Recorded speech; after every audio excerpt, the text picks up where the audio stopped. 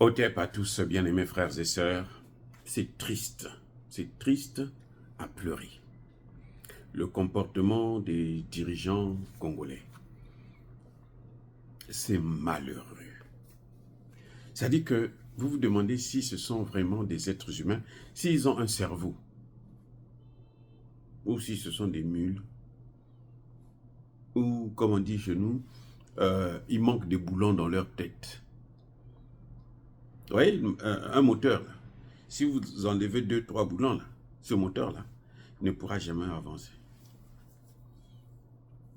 Vous allez même cramer carrément tout le moteur. Vous pouvez causer même un incendie, c'est dangereux.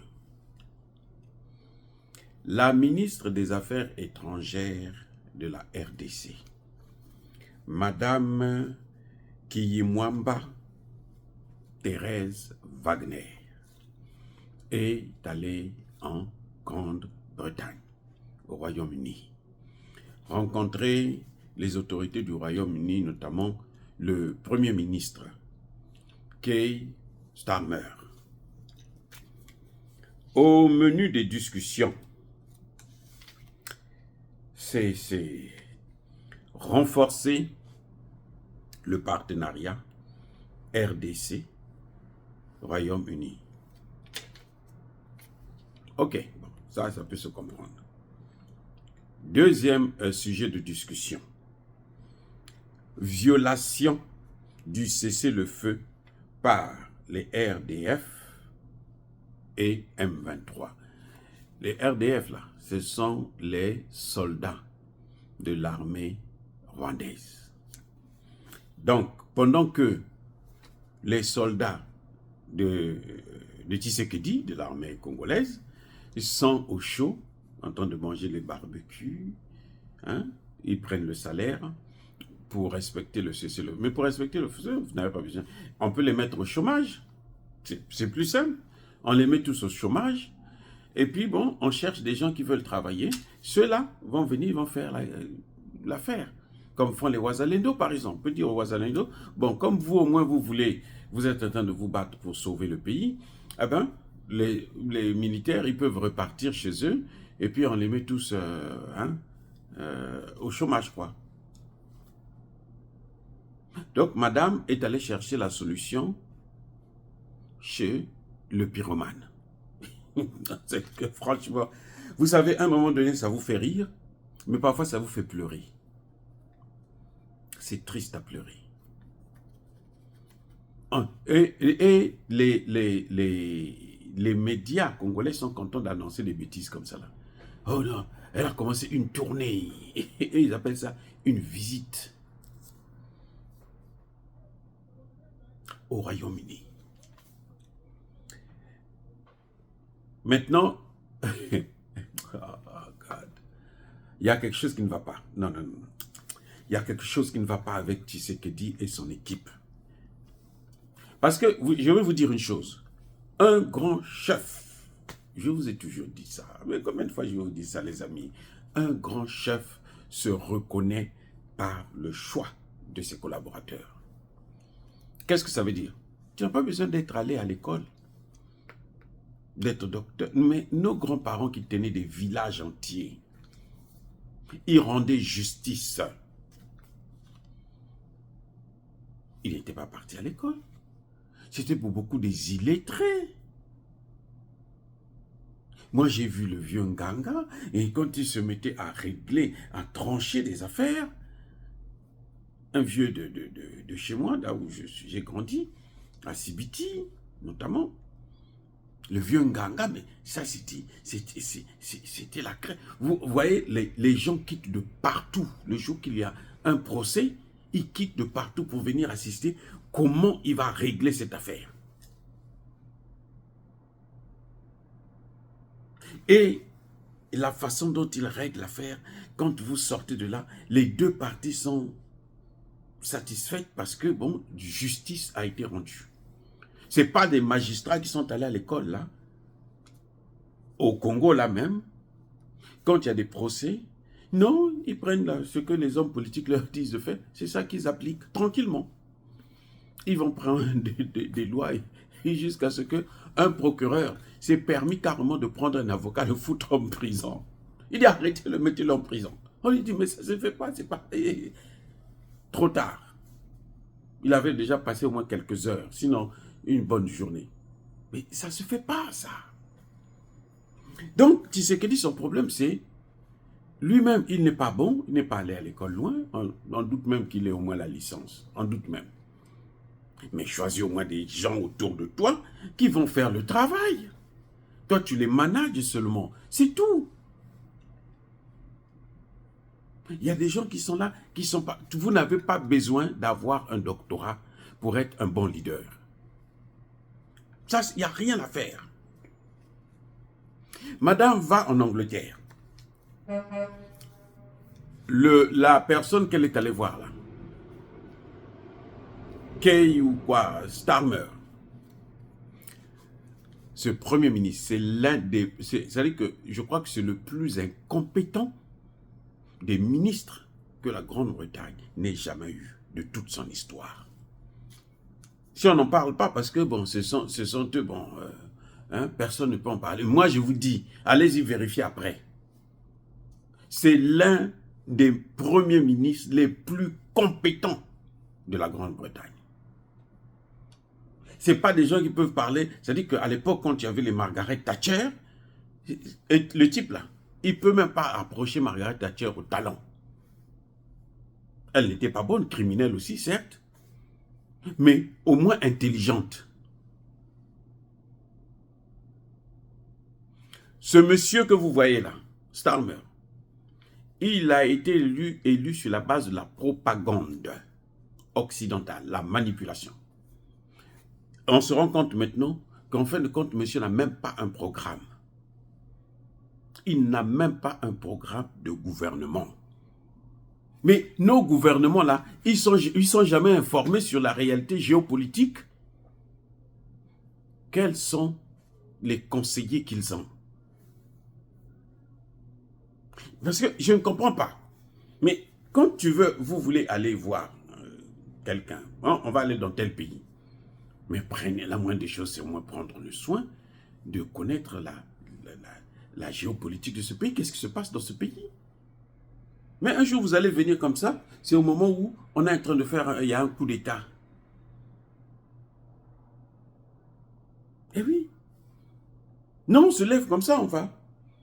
Il y a des présidents, quand la reine d'Angleterre est allée, quand elle est partie de l'autre côté, il y a des présidents africains qui sont venus, qui n'avaient pas été invités.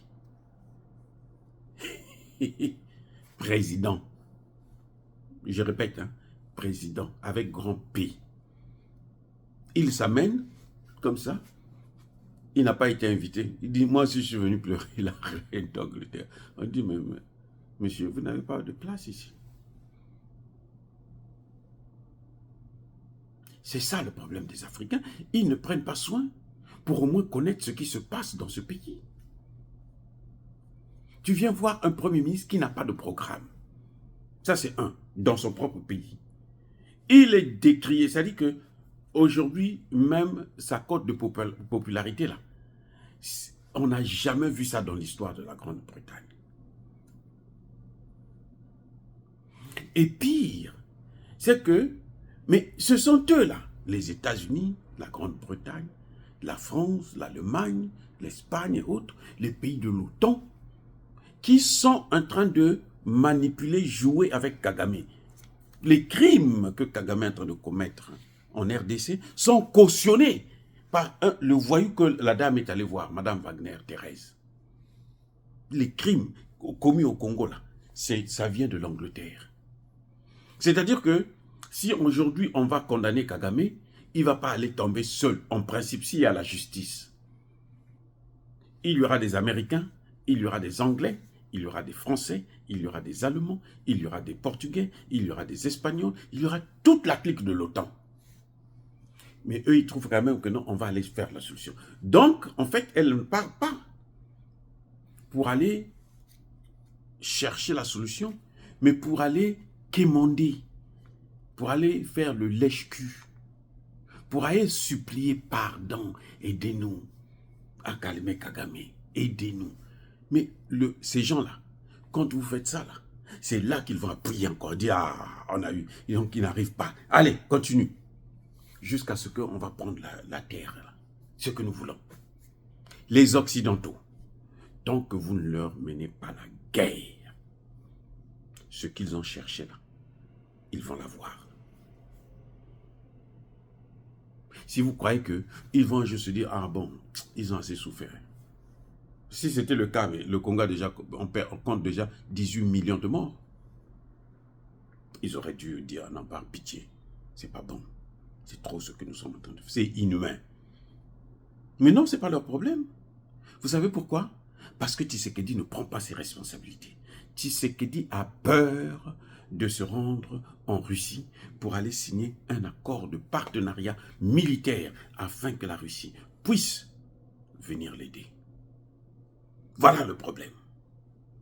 Et madame va là-bas pour aller voir ce brigand, ce bandit. Vous savez, c'est lui qui voulait envoyer des missiles longue portée à l'Ukraine pour qu'il frappe en profondeur en Russie. Les États-Unis ont dit non. Écoute, tu n'as rien compris, toi tu es bête. Parce que eux là, les Russes là, ils peuvent te détruire toi, nous détruire ici. Et ils ont des missiles intercontinentaux. Ils n'ont pas besoin de se déplacer pour faire la guerre contre toute l'Europe ou même les États-Unis. Ils n'ont pas besoin. Même le Nord-Coréen a ces missiles-là. Les États-Unis, vous avez vu quand ils sont allés, les États-Unis sont allés bombarder en Iran là. Vous savez ce qu'ils ont fait? C'est des avions qu'ils ont pris, ils se sont déplacés depuis des pays limitrophes. La Jordanie sont venus là-bas et puis ils ont décollé. L'Iran pour envoyer là, l'Iran, il reste chez lui depuis Téhéran là, on envoie. Mais ce monde-là est dépassé. L'Angleterre s'efforce, veut faire croire qu'elle continue encore à jouer dans la cour des grands. Mais en réalité, que ce soit l'Angleterre, que ce soit la France, ils ne jouent plus dans la cour des grands. Tant que Tshisekedi va continuer à faire le lèche-cul, à aller supplier, à aller s'agenouiller devant ces bandits, mais ils vont le torturer d'une manière incroyable. C'est pour ça que Macron l'humilie. Vous savez que Macron, au moment où je parle, Macron est au Maroc. Il est allé pleurer là-bas des contrats. Pardon, donnez-moi des petits contrats de merde. Là, parce que le Maroc n'a pas de matière première. Si Macron va pleurer des contrats là-bas, ça veut dire que Macron est aux abois.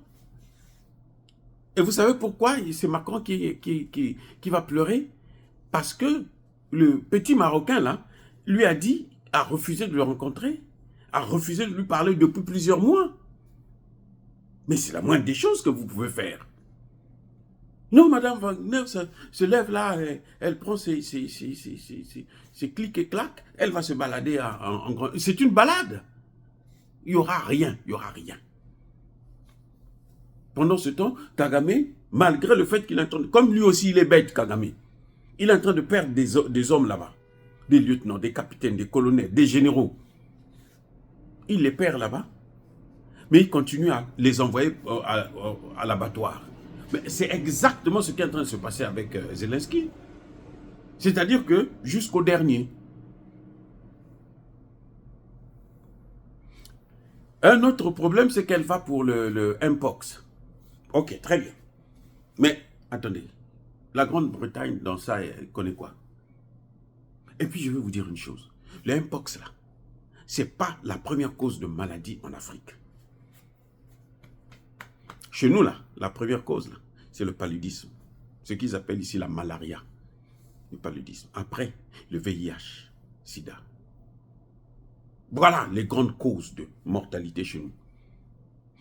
La malaria, il y a un Congolais, un jeune médecin congolais, un savant de la RDC. Je ne parle pas du Congo-Brazzaville, parce que là-bas, les médecins font tous ils font ce que la politique. Donc, quand vous faites la politique, là, votre métier, là, vous ne maîtrisez plus rien. En RDC, là, un jeune médecin a découvert une plante, une tisane, une plante, comme un thé, vous faites un thé, vous pouvez planter ça même dans vos maisons. Et ça, vous pouvez faire la prévention, vous pouvez traiter le paludisme. On est allé l'assassiner, lui et toute sa famille. en RDC là.